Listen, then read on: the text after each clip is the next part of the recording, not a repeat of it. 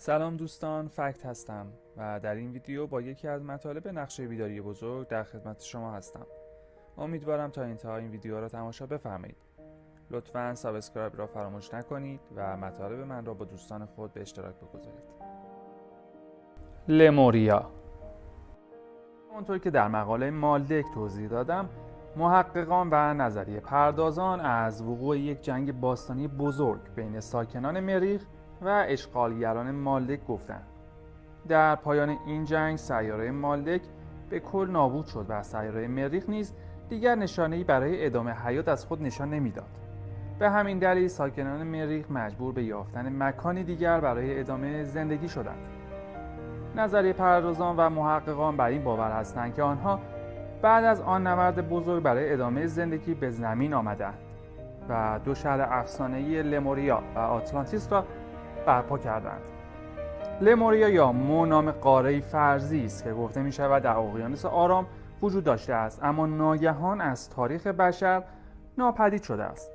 این ایده و نام توسط نویسنده قرن 19 اوگوستوس لوپلانان مطرح شده است که ادعا می‌کرد چندین تمدن باستانی مانند مصر و آمریکای میانه توسط پناهجویان مو ایجاد شده است. محققان بر این باور هستند که لموریا یک سفینه فضایی عظیم بوده که ظاهراً ناپدید شده یا در دریا غرق شده است. اکثر اطلاعات مربوط به قاره گمشده لموریا و تمدن مو توسط مطالعات انجام شده محقق انگلیسی جیمز چارچوورد در طی قرن 19 به دست آمده است. او تحقیقات خود را در آمریکای مرکزی ادامه داد و در مورد قاره گمشده 5 کتاب نوشت. منشأ تئوری‌های چرچوود لوح‌های ناکال بود که توسط کاهن اعظم یک صومعه در تبت غربی به او داده شده بود و مجموعه‌ای از لوح‌هایی که در سال 1921 تا 1923 توسط ویلیام نیون زمینشناس آمریکایی کشف شد. چارچوود اظهار داشت که مو از جزایر هاوایی تا فیجی و جزیره عید پاک تا ماریانا امتداد داشته و نزدیک به 50 میلیون نفر ساکن داشته است. او فرض کرده که این احتمالاً باغ اصلی عدن بوده است. لموریان ها موجوداتی بلند، باریک و اصیلی بودند که می توانستند به اشکال مختلفی تبدیل شوند. آنها می توانستند از طریق فضا و زمان حرکت کنند. محقق‌های مختلف دلایل مختلفی را برای آمدن آنها به اینجا بیان کردند. برخی بر این باورند که آنها برای کاشت نژاد بشر به اینجا آمدند و برخی دیگر معتقدند که آنها هنوز اینجا هستند و در حال نظارت و تنظیم تکامل انسان هستند. آنها یافته‌های خود را از طریق تلپاتی و فناوری‌های فراتر از فهم انسان کشف و ضبط می‌کردند. موضوع لموریا شبیه به داستان آتلانتیس است. بیگانگان به زمین آمدند تا به عنوان بخشی از تمدن بذر تمدن را بکارند. دنیای علمی نسبت به وجود تمدن مو و قاره لموریا و یا قاره گمشده مشهور دیگر آتلانتیس که توسط چارچوود نشان داده شده است بدبین است. با این وجود همین دنیای علمی تایید می‌کند که جهان تحت یک رویداد زمین شناختی عظیم 12,000 سال پیش تقریبا زمانی که ادعا می‌شود این دو قاره غرق شدن رخ داده است.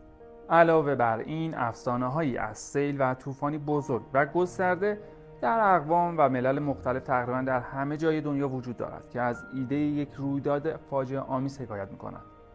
از ناکال‌ها به عنوان بازماندگان لموریا یاد می‌شود که بعد از حادثه بزرگ در سرتاسر زمین پخش شدند و سازنده تمدن‌های گذشته بودند.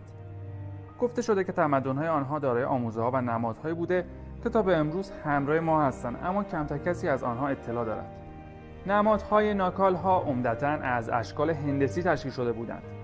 در آموزه‌های ناکال بیان شده است که خصوصیات هندسی و معماری خداوند از اهمیت بالایی در ظهور جهان برخوردار است. مطابق این آیین‌ها خداوند چنان مقدس بوده که نمی‌توانستند مستقیم از آن یاد کنند و اگر توسط نمادی بیان نشود مردم عادی قادر به درک آن نخواهند بود. نماد این موجود عالی خورشید یا به عبارتی را بوده است. در آموزه‌های ناکال خورشید در واقع خدا نبوده است، بلکه سمبل انتخاب شده بود تا وحدت و یکتایی خدا را برای عام مردم قابل فهم کند. اما در طول زمان تمدن‌ها از بین رفتند و منبع اصلی هم از بین رفت. خود نمادها بود شدند و منجر به وجود آمدن ادیان مشرک شدند. اساس دیگر آموزه‌های ناکال از 4 نیروی اساسی سخن می‌گوید. 4 نیروی اساسی که از ویژگی‌های اصلی خدا قلمداد می‌شوند. آنها 4 سازنده بزرگ، 4 معمار بزرگ و یا 4 استاد بزرگ هندسه نیز خوانده می‌شوند.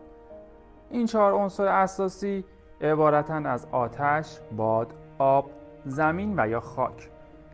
بله، سواستیکا نماد مو بوده است. با نگاهی به عقاید و آموزه‌های ناکال‌ها متوجه می‌شویم که مذهب مو 4 مفهوم اصلی دارد. خدا یکی است. همه چیز از آن پدید آمده و همه چیز با آن باز خواهد گشت. جسم و روح از هم جدا هستند.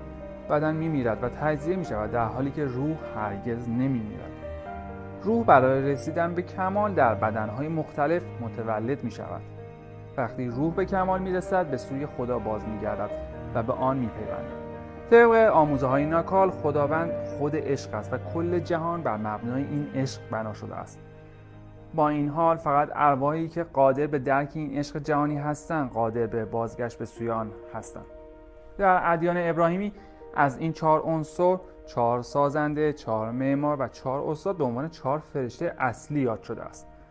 در مورد لمورین ها گفتم که موجوداتی بلند، باریک و اسیری بودند که می توانستند به اشکال مختلفی تبدیل شوند.